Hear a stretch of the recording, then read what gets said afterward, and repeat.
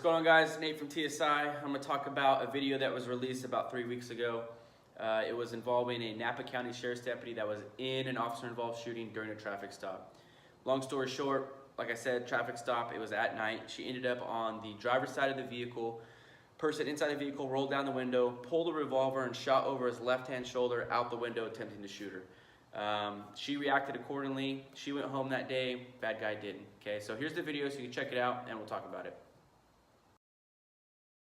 Can I look around to make sure? All right, wait right there, don't move, okay? No tengo problemas.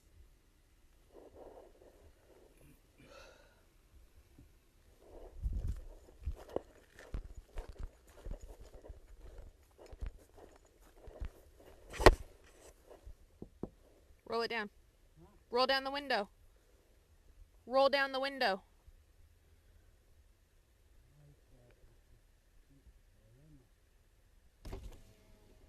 Ahí está. Shots fired, shots fired.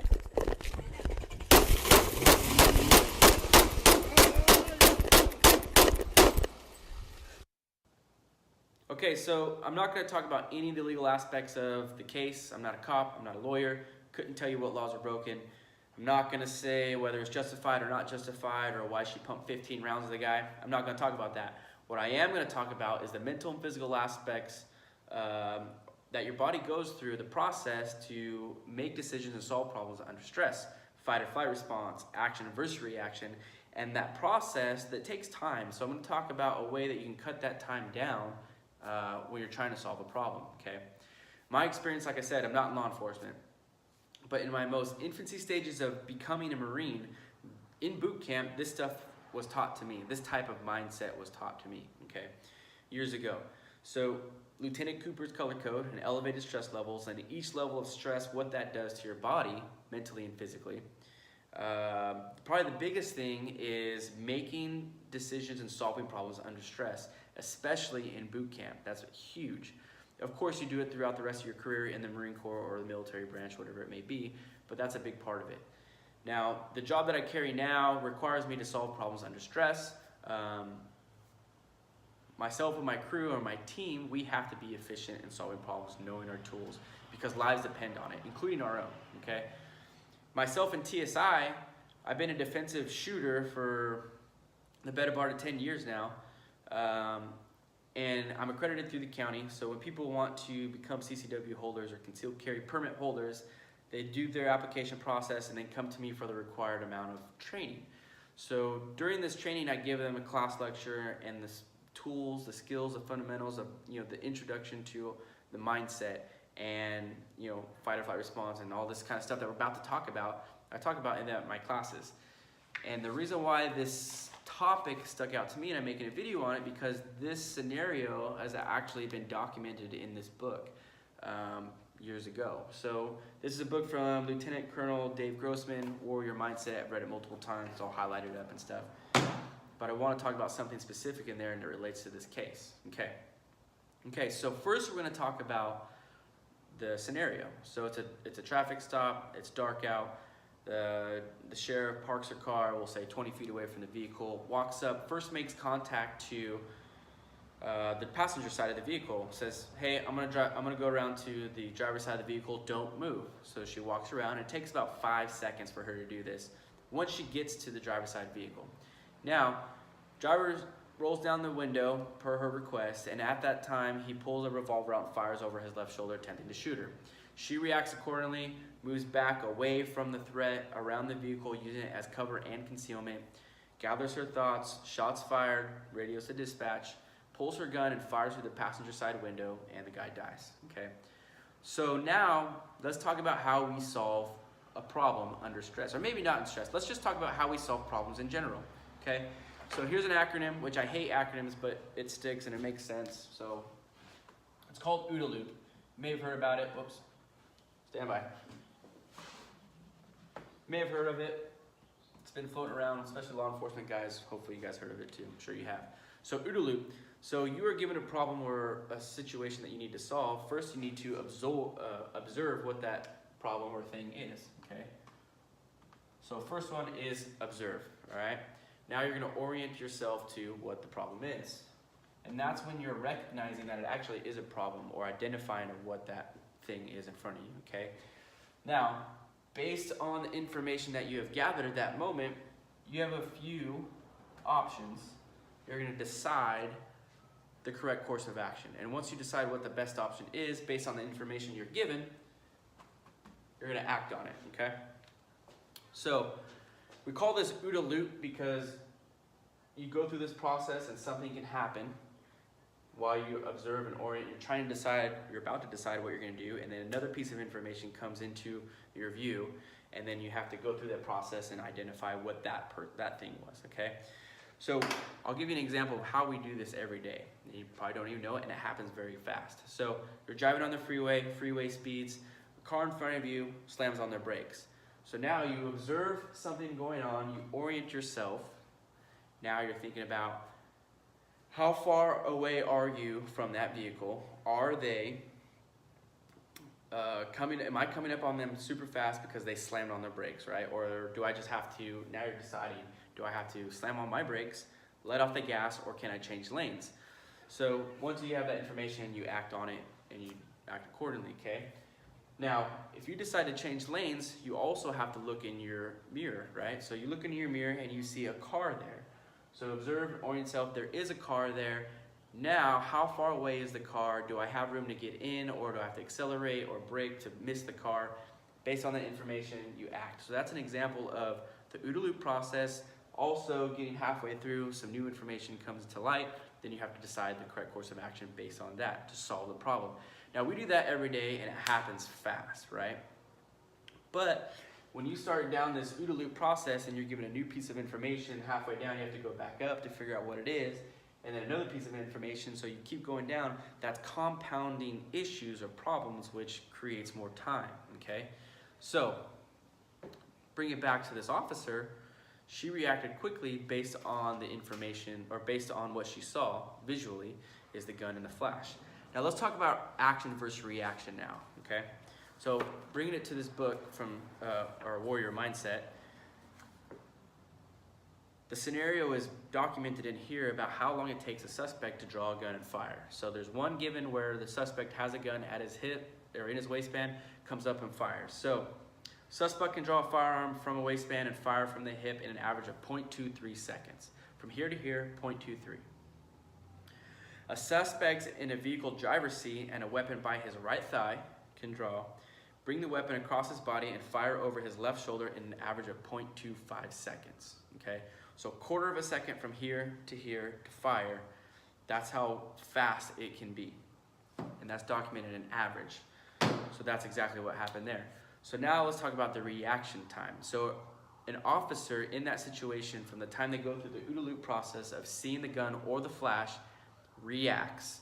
And so an officer with a firearm in an unsnapped holster can draw his weapon, get on target, and fire at an average of 1.61 seconds.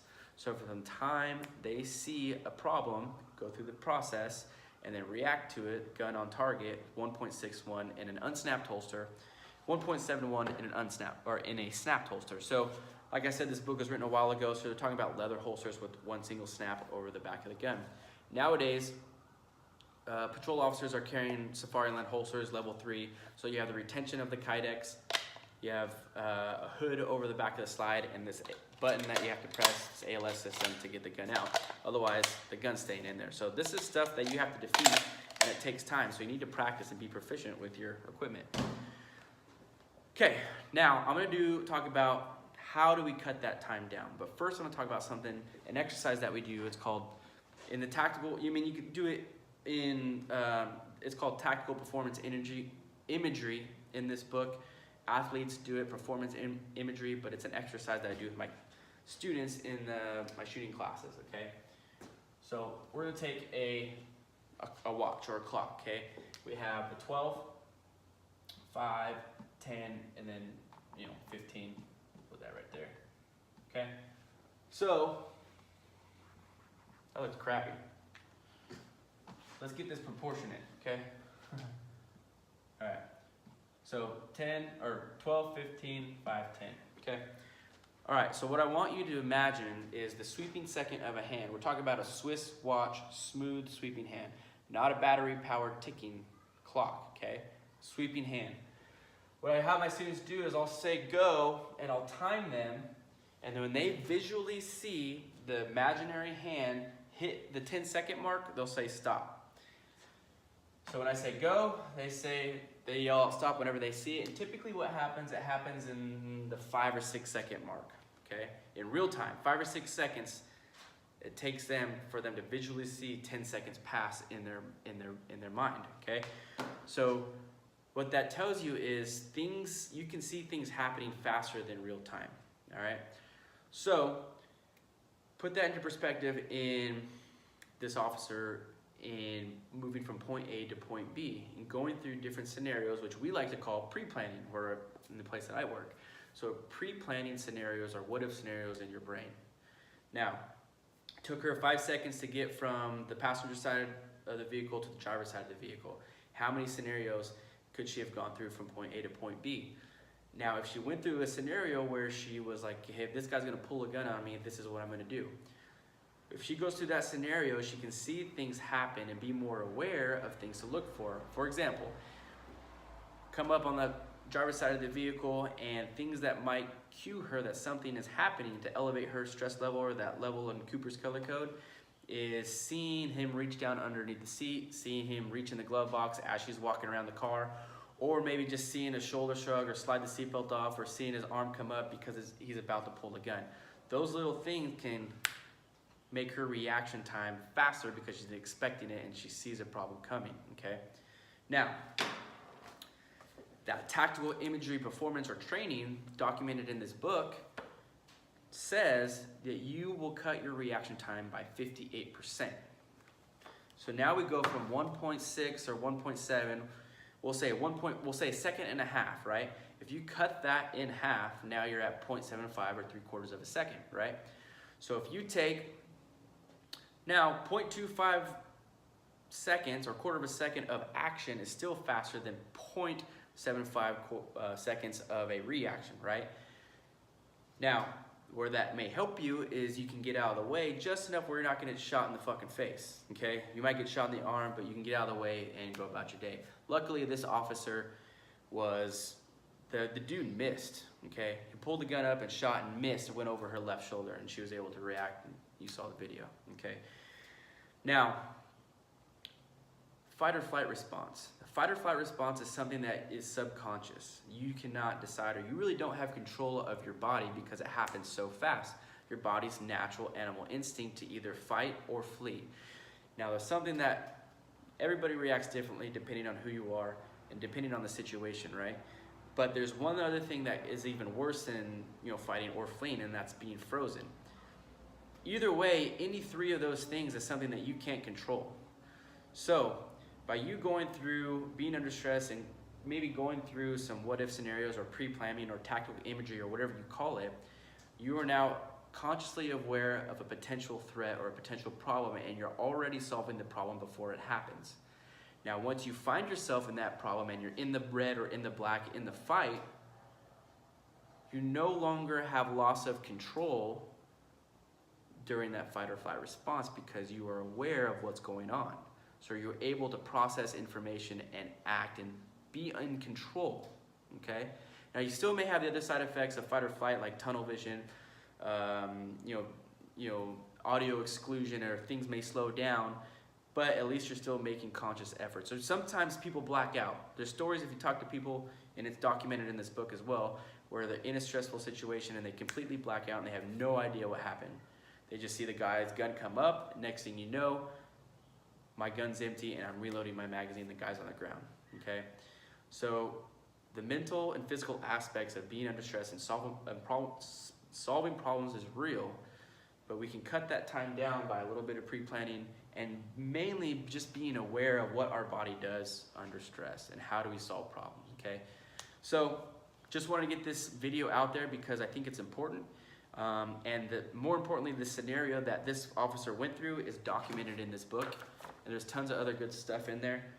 So me being a defensive firearms instructor and guy that's, sees things happening, solve problems, is something I wanted you to see and hopefully help you out and be better. So anyways, take care. See you guys.